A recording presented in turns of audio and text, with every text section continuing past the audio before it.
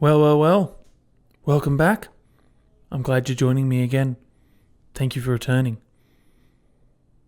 I've missed you. Today I'm going to be taking a look at a pedal that I see a lot of discourse about in the kind of pedal community, and I see a lot of people not understanding said pedal. And I think that this pedal gets a lot of undue hate and a lot of undue criticism from some people because they simply don't understand what this pedal is capable of, and that's not anyone's fault. It's just a nature of the beast, if you will. But I think the pedal that we're looking at today is misunderstood and severely underrated, and that pedal is, of course, the Rainbow Machine. Ooh, look at that, nice and pink. Ooh, look at that. Ooh, yeah.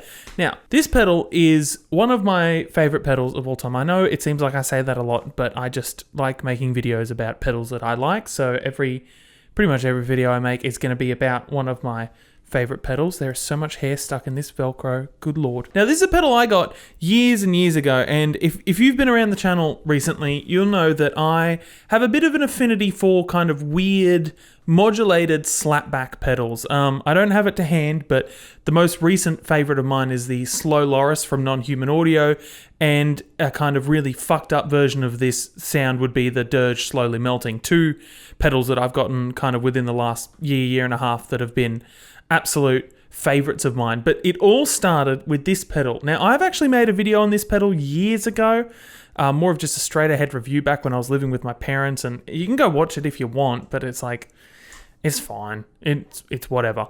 But I wanted to take a look at it in a kind of, new and improved 2025 view and talk about how I think this pedal is so misunderstood. So I don't know what year this came out. I'm not going to give you a history lesson on it, but this is the version 2. It has just started raining. Hopefully you guys don't hear that rain. So the Rainbow Machine, it is kind of known, it is infamous in the pedal world for being kind of a pedal that a lot of people don't understand, as I said, because it's very easy, maybe not very easy, but it is easy to get a bad sound out of this thing. If you plug it in and you don't know what you're doing and you just kind of set the knobs random, you'll play it and you'll get this kind of like kind of sound. I'll throw an excerpt in here of what that would sound like.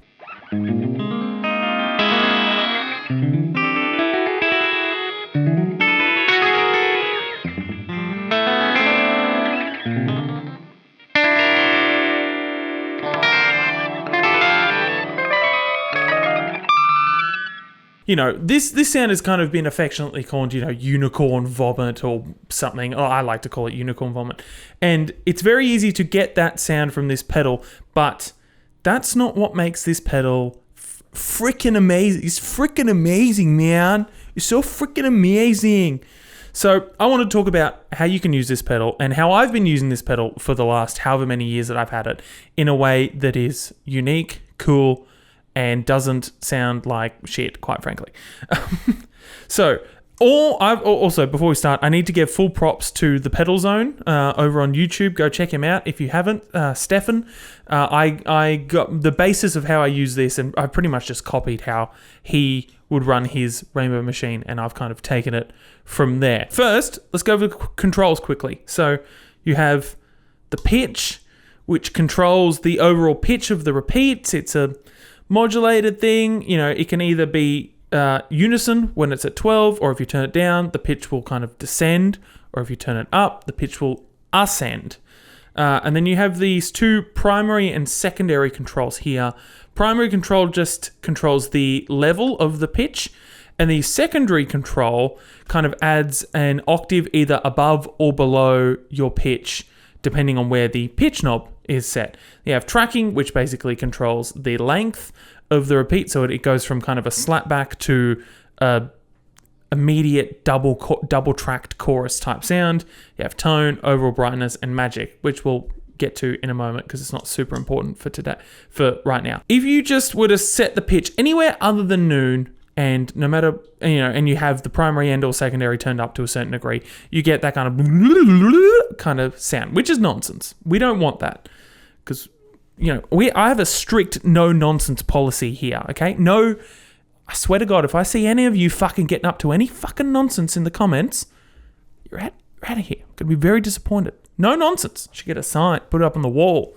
My landlord might not be happy, but it will get my point across. No nonsense. So we set the pitch at 12, right at noon, and that way there is actually no kind of, in the repeats, the pitch doesn't change. You can set it very slightly either side of noon. I think that can sound quite nice. This knob has fallen off multiple times, so you'll see in the playing segment in a second, I actually have to have mine set slightly askew of noon, because when I put the knob back on, I didn't put it on correct. So I just but just use your ear, right? Start at noon, kind of find a spot, and then listen till it sounds kind of just got a nice chorusing to it.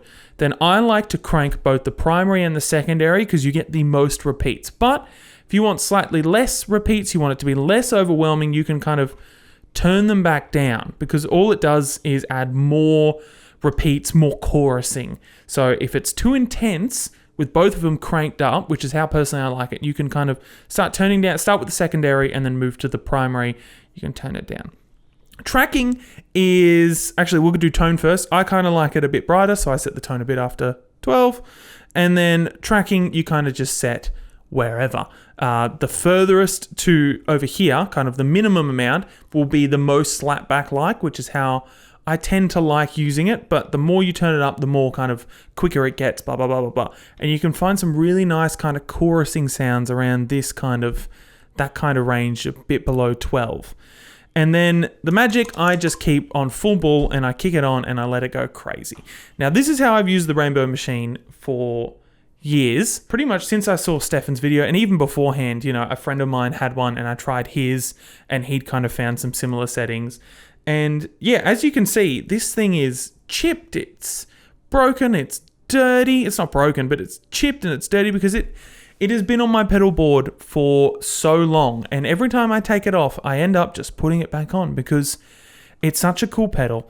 And there are instances in songs, it's like great. Like for a while, I didn't have like an ambient reverb pedal. Like if I wanted some ambience, this was it. And I just can't do without it. Even with like the slow Loris, which is still on my pedal board, I just can't go without the Rainbow Machine, at least for the time being, because it does something that no other pedal seems to do. I'm thinking, bit of sneak peek, I'm thinking about getting the Florist, which is like 2 slow Lorises in one, and I think that might give me something that I can kind of toy around with instead of this.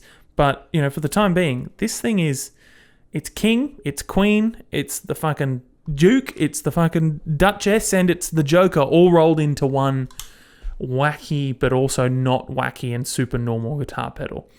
I think a lot of people discount this thing as just a weird nonsense machine because, and like I said, no nonsense, and it can have a lot of nonsense about it, but if you know how to use it and you can kind of set it in that way, it can be very complimentary, it can be very nice, it can be a great noise machine with the magic, which I realized I didn't explain what it was. It basically is like a feedback. It feeds the primary and the secondary pitch back into each other. It does some cool shit. You'll hear it in a second. I don't know why I'm sitting here trying to explain how something sounds. It is a silly, silly pursuit. Let's just hear it. I'm going to take you to some playing. Have fun, you nerds.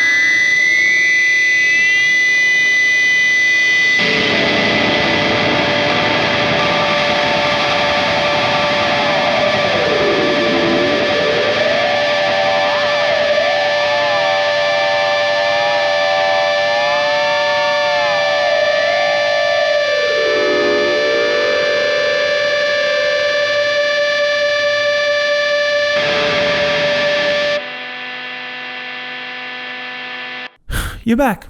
Thank you. I hope you're still here. I hope you haven't left. I do have a strict no leaving rule, one of my many rules, no leaving during the pedal demo section of the video rule.